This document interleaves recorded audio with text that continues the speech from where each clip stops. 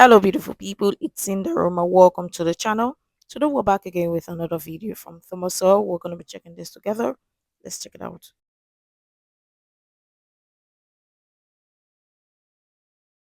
It is a good reflection on Americans that they tend to be on the side of the underdog. But it is often hard to tell who is in fact the underdog, or why. Many years ago, there was a big, lumbering catcher named Ernie Lombardi, whose slowness of foot was legendary. Someone once said that not only was Ernie Lombardi the slowest man who ever played Major League Baseball, whoever was the second slowest was probably a lot faster runner than Ernie Lombardi. When Ernie Lombardi came to bat, infielders played back on the outfield grass. That gave them more range in getting to balls that Lombardi hit. They could snare line drives that would otherwise be base hits. With ground balls, they could easily throw to first base from the outfield grass and get the slow-moving Lombardi out. Despite all that, Ernie Lombardi had a lifetime batting average of .306 and even led the league in batting a couple of years. But many people said that if Lombardi had had just average speed, he could have been a .400 hitter. One day, as a teenager sitting in the Polo Grounds, the stadium where the then New York Giants played, I was privileged to watch a historic event. Ernie Lombardi laid down a bunt. The crowd went wild.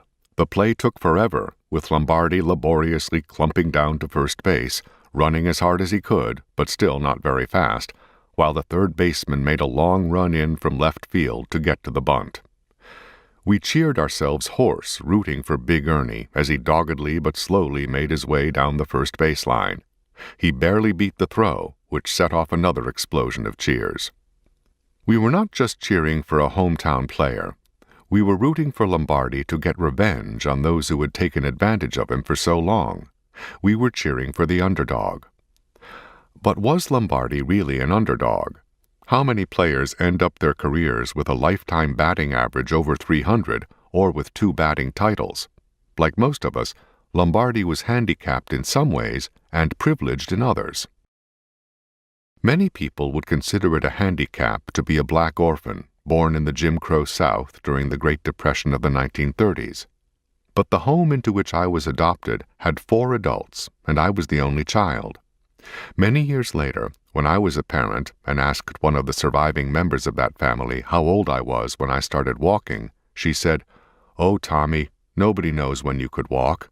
Somebody was always carrying you." Obviously, what this means is sometimes some people just like it when somebody tells them what to do or gives them a go ahead, or somebody like pushes them. Some people just wait for somebody to tell them, oh, this opportunity is out here, or at this time you should you should make yourself available for a particular opportunity. While there are some who, regardless of everything they've gone through and all of that, they still confine, or they still see themselves or see problem with something, because that is what the society is breeding, telling people or conditioning people to see problems in everything, rather than people noticing and saying that, okay, it's time to grab the bull by the horn and grab an opportunity, or grab opportunity, because nobody's going to do it for you, right? It is you, unless you get up or unless you wake up and decide you want to succeed. Nobody's going to push you to succeed. It is you. You're going to be the first person to take the first step. You're going to be the person to push yourself to grab the opportunity, because everybody, the opportunity for everybody is not going to be the same.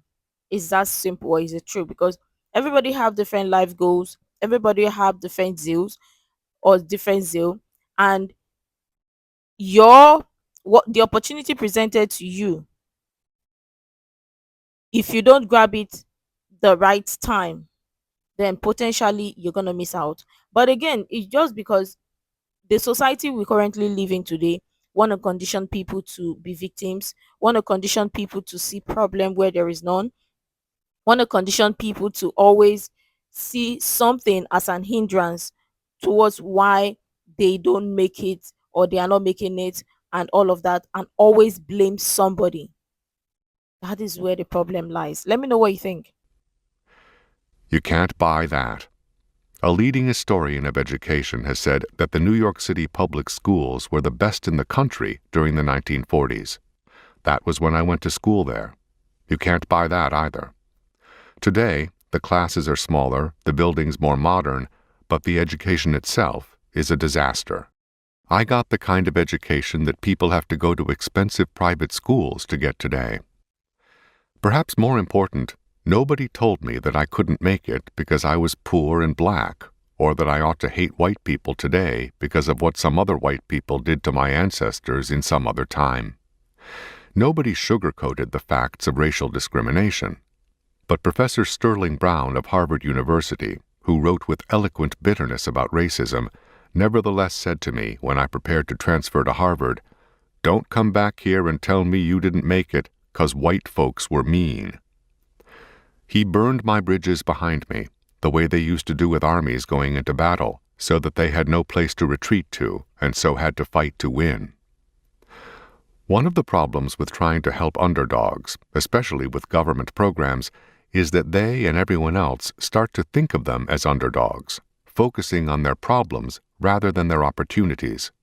Thinking of themselves as underdogs can also dissipate their energies in resentment of others, rather than spending that energy making the most of their own possibilities. It must have been discouraging for Ernie Lombardi, especially in his early years, to be repeatedly thrown out at first base on balls that would have been base hits for anybody else. But he couldn't let himself dwell on that, not and win 2 batting titles. Thank you, sir. And obviously, what this means is lots of people or everybody go through different phases. Everybody face one obstacle or the other. Everybody face one challenge or the other. The essence is for you to come out of it and make the most of it and be a victor rather than be a victim or see problem all the time, or to look or to dwell on that situation and say, oh, you're not getting out of this situation because this situation is going to define you or define who you truly are. Everybody go through phases in their life. Everybody have one experience or the other. And as history goes, history happened to every goddamn body, whether good or bad. Everybody have one good or bad event or aspects that have happened to them in their life. It's what you make of it. But again, the society we currently live in encourages people to be victims, to stay down, to always think that or reflect in the moment or in an event or bad event that happened in their life, in the sense that continuously think about it and continuously whine and cry about it because you are the only one that have experienced it, or you are the only one that is going through that phase, or find people who share the exact same experience as you, so the both of you continuously to whine and cry about it, when in real sense there are opportunities presented to you or in front of you, but because you keep whining and crying about something that happened to you or something that happened, you're not seeing the opportunities presented, so obviously you would hate things around you. And what does that do? The next you're going to be thinking of how or who is hurting you or who offended you, and you're going to continuously think that that person is your problem, when in real sense you are your problem, because forgetting that everybody go through phases in their life and everybody have one or two bad experiences. It is what you make out of it. Most of the time some event or some experience comes shaping you to take the bull by the horn or to be stronger. But lots of people don't, most of the time don't make out of it, don't make it, because they just want to be focused on the problem rather than finding solution to get out of whatever mess you are in. Remember, in America as a whole, America has created a lifestyle where if you don't grab the opportunity, someone else will, and it's not anybody's fault if you don't grab the opportunity presented to you. There is always an opportunity. That's the reason why is still called the American dream, or there is the American dream, regardless. And yes, the American dream is still very much alive because everybody's American dream is different. People have different goals, people have different opportunity or future they are pursuing. But I would really, really love your thoughts in the comments down below. What do you think of this? Let me know. You can share all the useful information you think might be really helpful. Make sure to like, comment, and share.